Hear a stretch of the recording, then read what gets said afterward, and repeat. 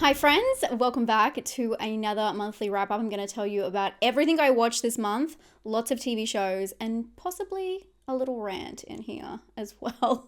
There is something I want to talk about, I'm dying to talk about. And if you follow me on Instagram, you've probably seen a lot of hints, so I can't wait to get into that. But first, I do want to thank today's sponsor, the service that keeps giving to my life and the reason I'm able to watch so many movies and TV shows. Thank you to Surfshark. Surfshark is a VPN, which stands for Virtual Private Network. Not only do they encrypt all of your data and keep you protected while you're online, they also can unlock geo-blocked content. So say if there is something you want to watch in the UK, but you're not currently there, you can just type in the location, click a button, and you're there. It really works to unlock so much content. I use it to rent movies from YouTube in different countries. We're in 2024. Things that are not within your region is a thing of the past. What I also like about Surfshark is once you sign up, you can use it on unlimited devices. So I have it on my phone, on my laptop, on my iPad, on my smart TV, wherever you surf the web. And if you want to sign up today, I have a great offer. If you use the link in the description down below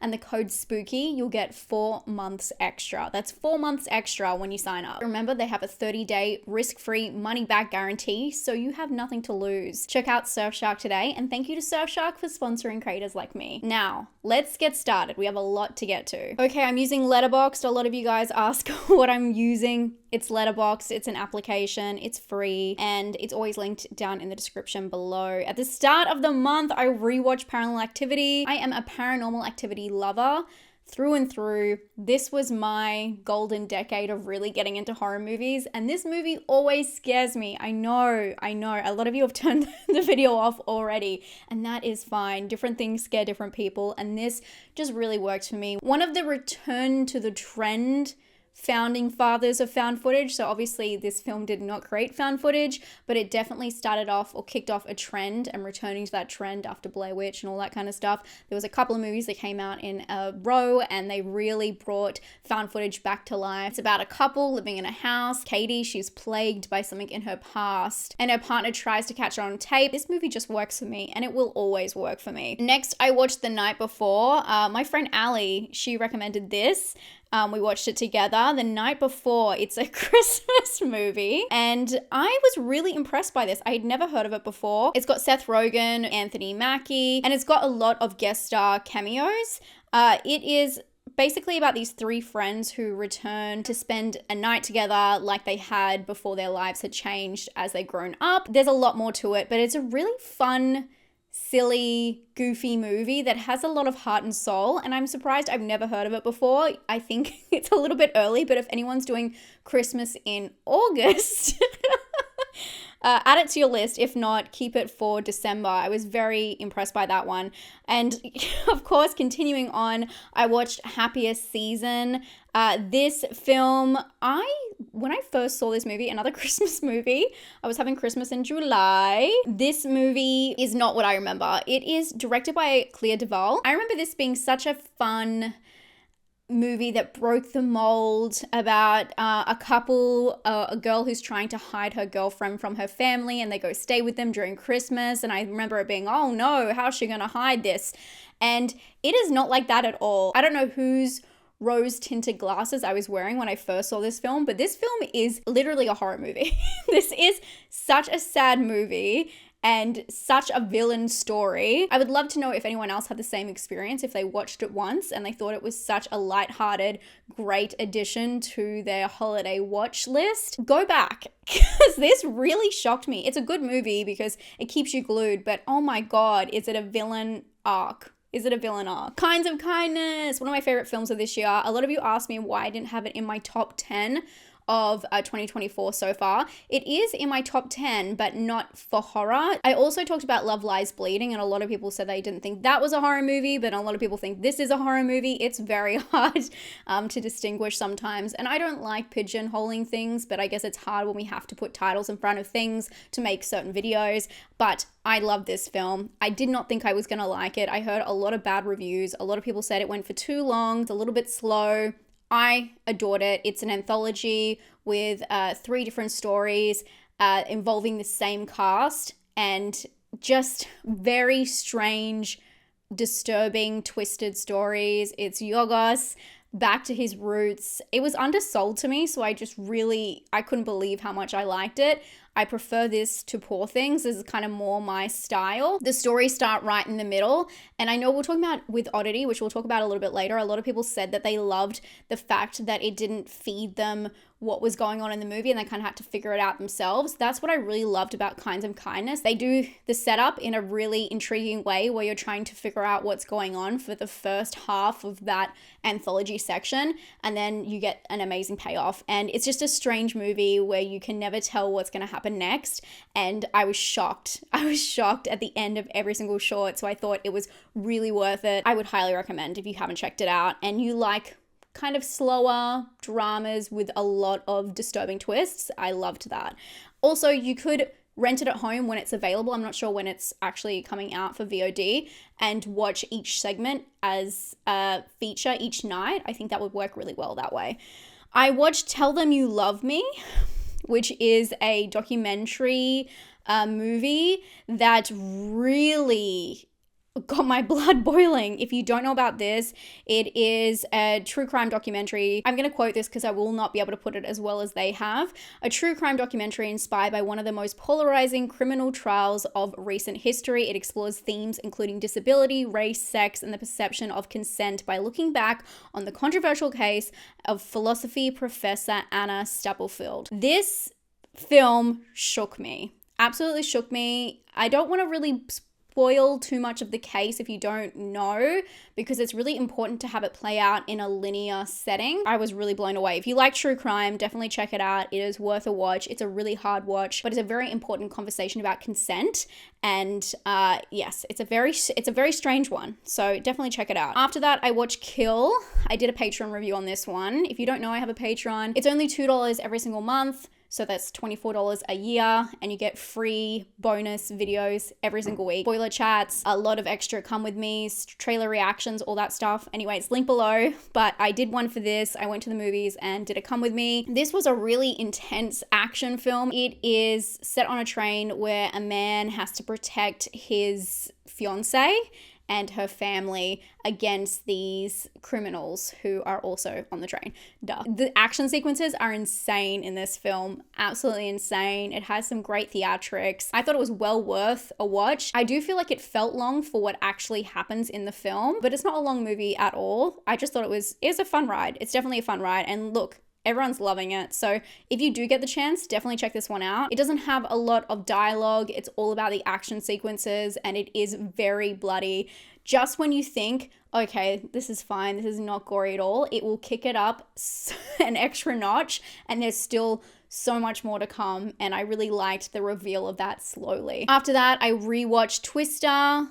Great classic. I wanted to rewatch this before seeing Twisters, which I really enjoyed. I know a lot of people didn't. I love seeing the comments come in after I've seen a movie, and then you guys get to go see it and seeing how other people felt. If I get to see it early, it's a real surprise to me as well, because I'm not influenced by that at all. I don't look at anything. You guys know I go into most movies blind, but even more so when I don't know what anyone thinks about a film, that's really interesting to me. And I saw a lot of people split on this. I thought it was a really cool action, like modern action. I liked the pairing of the exciting kind of old school music with some of the new aspects and the whole idea of vlogging, because it's about a woman who returns to like storm chasing, twister chasing, and she meets a guy there who is doing that on social media. And I thought it was a really cool way to play ode to the original. They use the original equipment and they expand on that, which I thought was a really cool idea. Instead of just doing a sequel that is kind of the same thing or a remake, I thought it paid really good ode to that, but also stood on its own as a very modern tale of that for a new audience, for a whole new captive audience. I thought it was really fun, really captivating, and it's a good film to see on the big screen for sure. After that, I watched Bird Eater. This is a new indie Australian psychological thriller horror, you know, it always blurs the line. The movie is a very strange one. It's about a couple who decide to both go to the man's bachelor party and all of the truths about their relationship that comes out. It's a very trippy ride, very strange, very unique, and really is going to the beat of its own drum. I enjoyed the ride. It's a little bit slow, but it's very psychedelic and has a lot of really cool imagery. It's all about that anxiety spiral, which I know a lot of you guys like. So keep an eye out for that. I did ask them what's going on with international release, but no news yet. I will let you know if I find out. After that, I watched The Last Stop in Yuma County. This was an interesting film, very interesting, but very straightforward. It has Jim Cummings in it, who I love, absolutely love, and it's about a guy who goes to a diner in the middle of nowhere and he spots danger on the horizon and he tries to hunker down and protect this waitress basically who's in there as well. And it's about all these people who keep kind of piling onto the situation and stopping into this diner. They're all waiting for fuel or gas. And yeah, the situation just keeps getting more and more tense. It's a very interesting crime drama, and the end was very surprising. It's just a very original idea, but it is very straightforward, which I liked. So if you're looking for something that's an easy watch, but also very unique, this is a good film. It's a good, solid crime. Jim Cummings is normally in films that have really unique twists, and I was kind of surprised that it was as straightforward as it is, but it was still a fun watch. It was still fun. After this, I hate that I have to talk about this. I watched The Truth versus Alex Jones. I'm not going to talk about this that long. This is one of the most horrendous things I've ever seen. Not in the way that it's a bad documentary, just the details of it all. It's disgusting. It's a lot. And it's a Netflix documentary about everything that happened with him, starting from him with his career much younger, into what he did with Sandy Hook, and yes, and where that ended up. And that's all I want to say on it. I thought it was I give it 7. It's really hard to rate documentaries, but I thought that this was very informative. And for someone who didn't know every single thing, it definitely shone the light. It's very disturbing stuff. Very, very disturbing. Okay, moving on. I don't like talking about that kind of stuff too much. Moving on, Beau is Afraid. I rewatched Beau is Afraid, one of my favorite films of last year. Ari Aster's just chilling, anxiety-driven, mad nightmare. I watched this as a group watch, which was really interesting. Every time I watch this film, I pick up on new things. There's definitely imagery that you can pick apart for days. There's so many different ways that this story can unravel to the viewer. I really love rewatching this film. Even though it's 3 hours, it's an epic, it's still one of my favorites. I absolutely love it and I really resonate with it. And then I watched Arcadian. This is the new Nicolas Cage movie. It's out in some countries on Shudder. It's like a dystopian future where him and his sons are living together and something is attacking them at night. It's kind of like a creature feature, beautifully shot, has really intricate characters. Each person in these three, the three that live together, the family, they want different things, and one of them's living in the past, one of them's living in the present, one of them's living in the future, and I thought that was a really interesting way to set it up. It's just a beautiful film. The landscapes, everything set up, just magnificent. But the entities that are shown in this film are something else. Absolutely something else, and I was shocked. I really felt like it had everything going for it, and then I don't know, I was just shocked. I was really shocked, and I tried to get over that fact, but it's really hard. I kind of wish that there was less shown and they just featured more on the drama elements, because that was what really stood out to me. And I felt like the actors had good chemistry between them, but when you actually add the threat into the situation, I was not buying it. So it's a very interesting film. I'm glad I watched it, but not one of my favorites of the year, definitely not.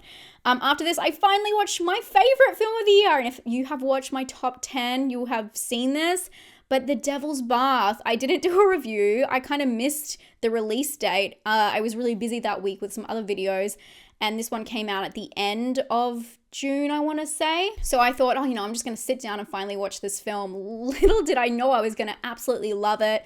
My jaw was on the floor at the very start and at the very end, and throughout the middle is just a beautiful, sad story of darkness and despair and dread about a woman who marries a man, and where she ends up mentally and physically because of that. And just, it's a very subtle but overwhelming story told in Austria during the 18th century.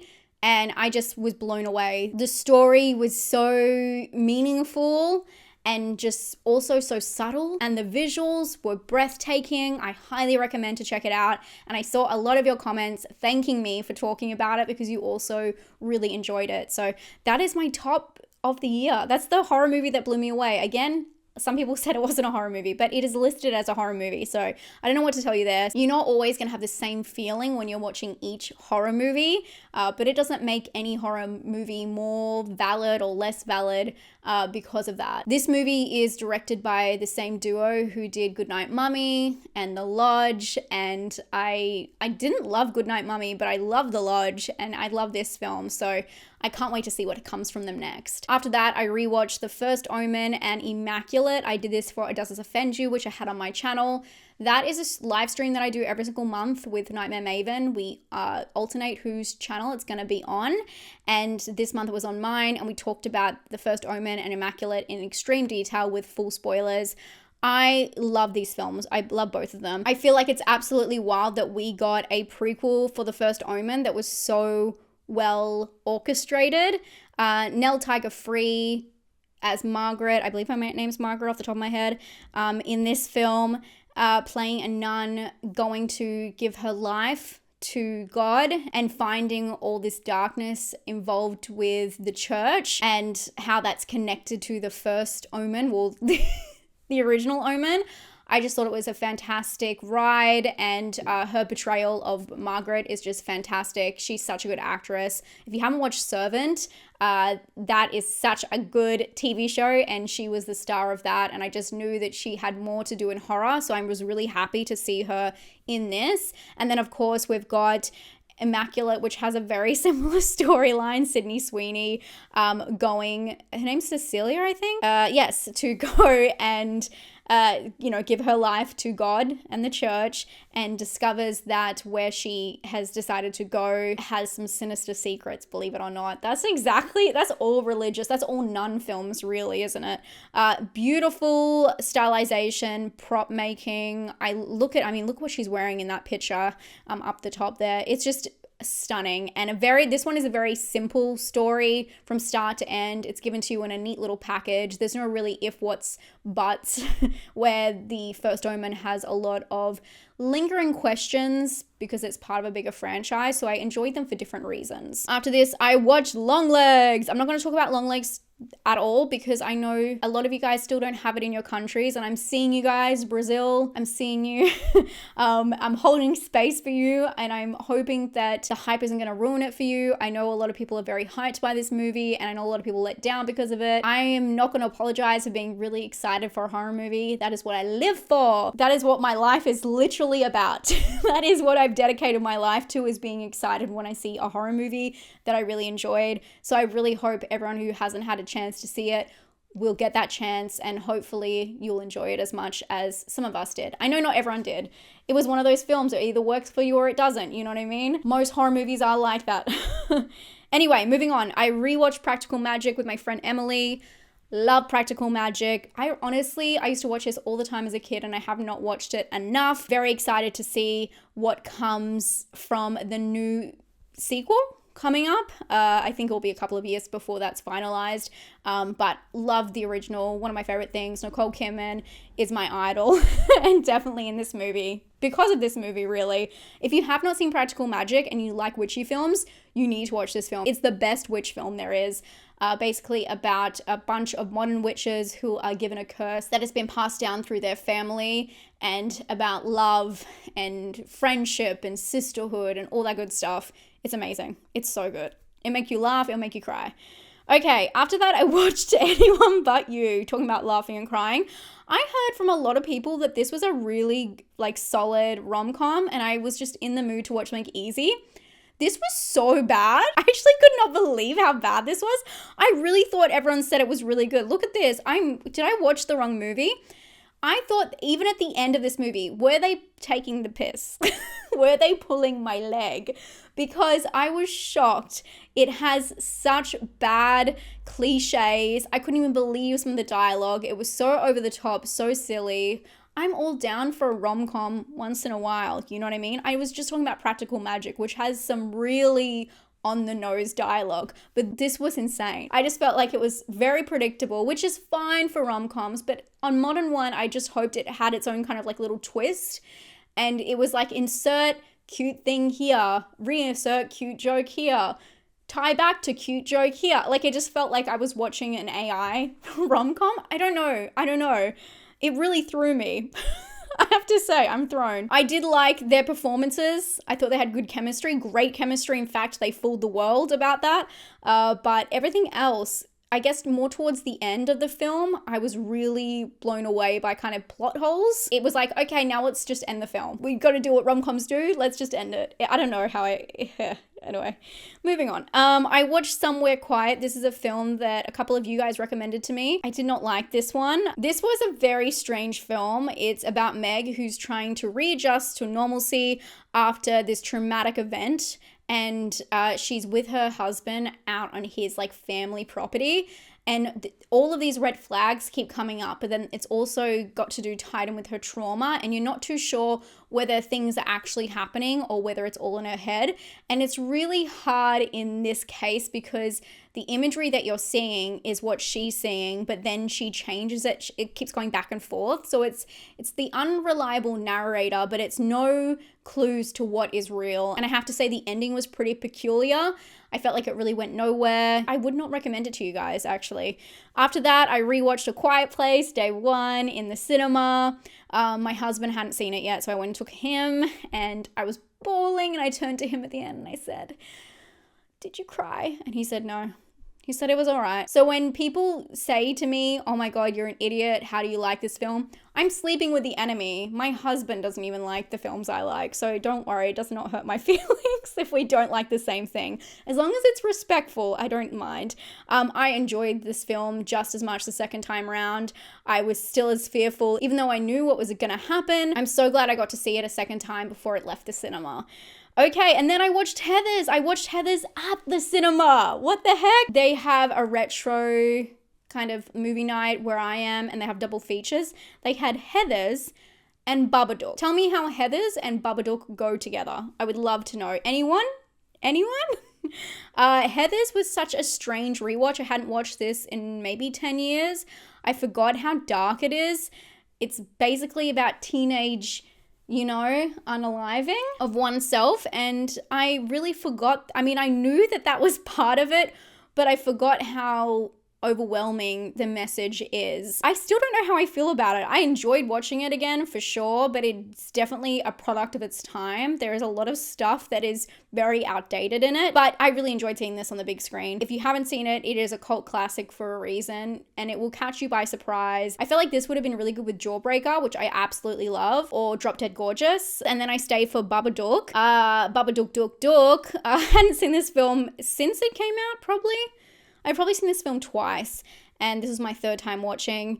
It is so great that a film that is so unpolished, this film is so unpolished, became such a big hit, and it makes me very proud for Australians and for Australian cinema. But I don't think that this film is perfect by any means.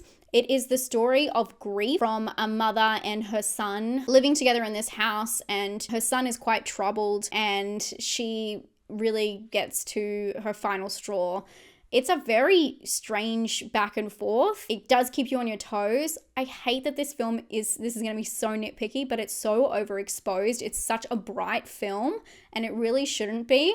It should be a dark and creepy film, so that's a really interesting aspect, but it's like overexposed. But I really enjoyed rewatching it. I thought it was a scary and sad movie, and I think that the mother is just fantastic in it. And yes, I really enjoyed rewatching that one. Even though it was on the back of Heathers and I didn't get to think about Heathers for as long as I wanted to, I'm really glad I got to rewatch it.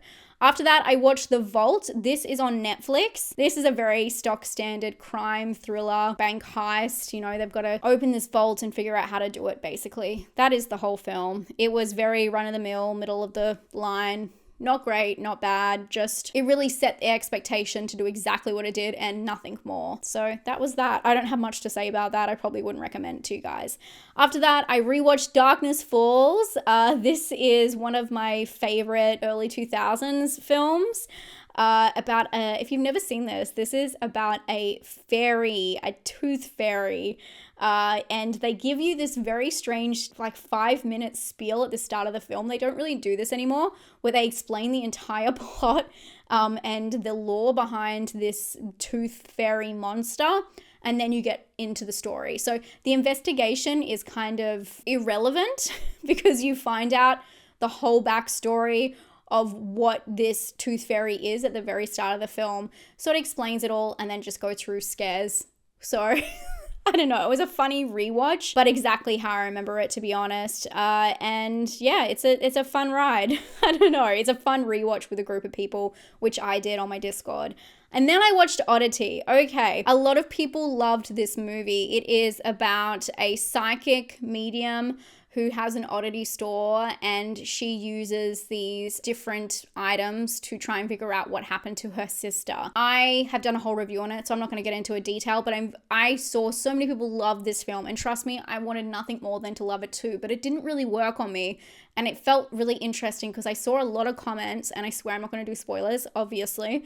I saw a lot of comments that said that they liked this more than Longlegs, or Longlegs was trash and this was the great film of the year. It was really interesting because I felt like people would either lift one film up or shove the other one down, but these films are nothing alike at all. But I really wanted to like this film, and I did give it a 6 out of 10. So I did give it a positive review. I just didn't like it as much as everybody else. I thought it is a very creepy film. It's definitely worth seeing in cinemas if you do get the chance. Unfortunately, I can't see it in the cinema. They're showing one screening at a film festival, and it's already sold out for a lot of people. It's 5 hours plane ride away from me, so I won't be seeing it at the cinema. But I was very grateful to be able to watch it nevertheless. Yeah, just sometimes things don't work for you, and that's totally fine. The props on this film are fantastic, and it's well worth a watch if you can see it at the cinema or when you can rent it on VOD. I believe it's going to hit Shudder very soon, so look out for that one. And then the last film I watched of the month is Creepshow. I watched this as a group watch again, and this is an anthology. This is so wild.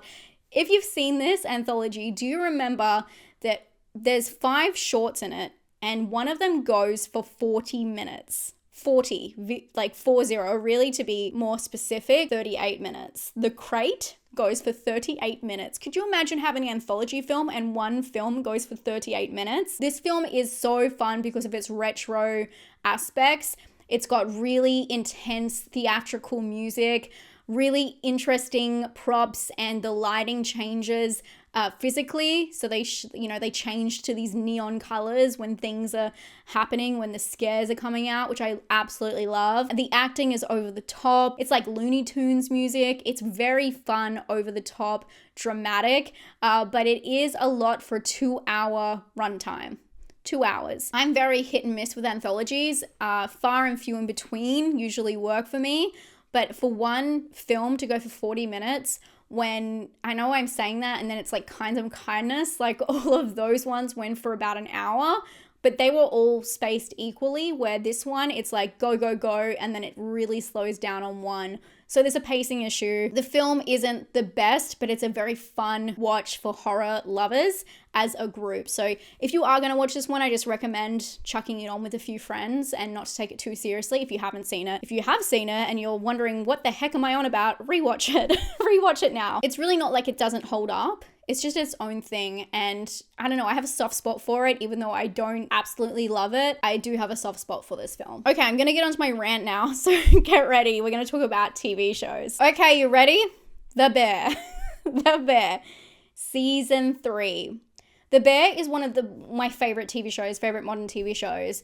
It is about a man's struggle with his grief and inheriting a restaurant and changing that into something he's truly proud of, and his struggle with perfection as someone who works in the restaurant industry. Season 1 and 2, flawless, beautiful. I cried I laughed. It's tense. I've never been so tense thinking about something cut up carrots, you know what I mean? It is one of the best TV shows. If you don't believe me, watch season 1. It will blow you away. Season 3, I never thought I would say this. It's absolute dumpster fire. What the fuck happened? It was so bad. It was 50% flashbacks, no arc, absolutely no direction. There's one episode, and that is directed by Io, who is about Tina and goes into her backstory. It's very kind of Orange is the New Black, where if you've ever watched Orange is the New Black, they show the different women in prison, but then they also give them the backstories, which kind of soften them up. And then you realize why they're there and what actually happened. And, when you give context to any situation, all that kind of stuff. So they do have one episode in the whole series that gives background to one of the characters, which I really liked. But I felt like that would have been just such a great festive special where they did that kind of stuff for Euphoria, where they had one episode that was kind of, you could pull completely out of a season. You didn't have to watch it to have context for the whole season or anything. It was kind of like a special episode that you could watch if you had the time and if you were a big fan. And I felt like that's what that should have been. And this season should have never happened. The whole lead up to absolutely nothing is insane. I am so flawed. The first episode of this season is just a montage, and I'm not even joking. I wish I was over exaggerating. I am not. I am under exaggerating. Guys, I have never been so disappointed in a TV show in my life because we were rooting for you. We were all rooting for you, and I just cannot believe. They better pick up their bootstraps. Pick themselves up by their bootstraps and really go take a hard look in the mirror. What a waste of my time. What a waste of everyone's time. People were saying before we watched the new season how bad it was, and I didn't believe them. And I'm so sorry because I know a lot of people, my comments are half, this movie's trash, how do you like this? This season really lives up to that bad reputation, which is very hard to do, especially online, because that's all people do is complain. Okay, moving from that into something that I thought would be trash, but was actually kind of good. I watched House of Villains, which is a reality show. I know, I've got some other serious stuff. Just hang on one second. House of Villains is a game show which has a lot of villains from different TV shows, different reality TV shows. It had Jax Taylor, it had New York in it, a couple of other people. Oh, it has Tanisha from Bad Girls Club. I absolutely love this show. I put it on as something silly to watch in the background, got really hooked to it, got really into all of the characters. And yes, if you like reality TV shows, bad, trashy reality TV shows, and you recognize anyone, I'll put up the people here. Definitely check it out. It is well worth your time. It's got some great arcs. It's got some great scandals. And if you're looking for something fun to kind of break up some of the more depressing, disturbing, and dark horror movies, this is a good one. It's very easy to watch and breeze through. After this, I watched something that was very hard to watch, which was Eric. I nearly didn't get through this series. It's a Netflix limited series with 6 episodes. It's about a puppeteer who loses his son. His son goes missing, and him and his wife have to try and figure out where he is. And it's really about his downfall and self-destruction. He's an awful man. That's why it was really hard to watch. His character is just hideous, just rude, self-absorbed, egotistical, angry, aggressive. And it's just watching him really self-destruct. And then there's a whole backstory of crime and this detective police officer detective who's trying to figure out where the son is and how it might be connected to another case and looking into other disappearances of children. So it's kind of like these two things are happening at the same time, but I found it really hard to watch because of the dad, and I was like, where is this going? I will say it is worth the payoff. It did get there. The final 2 episodes were really good. I would say the first episode and the final 2 episodes were really good, but you do have to watch the rest to make it all make sense. I kind of wish it was maybe 4 episodes or 5 episodes, not so long, not so much self-destruction, because it kind of loses the viewer, but I did find it very effective and I had a tear in my eye at the end. Very much worth a watch for the ending if you can get through some really bad self-destructive behavior. And then the TV show that I just started is Presumed Innocent. This is Jake Gyllenhaal as a prosecutor, someone from his line of work dies in a really horrendous way, and he tries to uncover the murder and what actually happened. I've gotten a little bit further, but I don't want to spoil anything, but I've heard that it has some really good reveals. It's very twisty and you won't see what's coming next, which I love. I also love Jake Gyllenhaal. I love him in everything he does. So I am very excited to follow him through this mystery. So I'm very excited about that TV show. We watched 2 episodes and I really wanted to keep watching, but it was midnight and I had work the next day. That's always the best way to leave a TV show, when you can't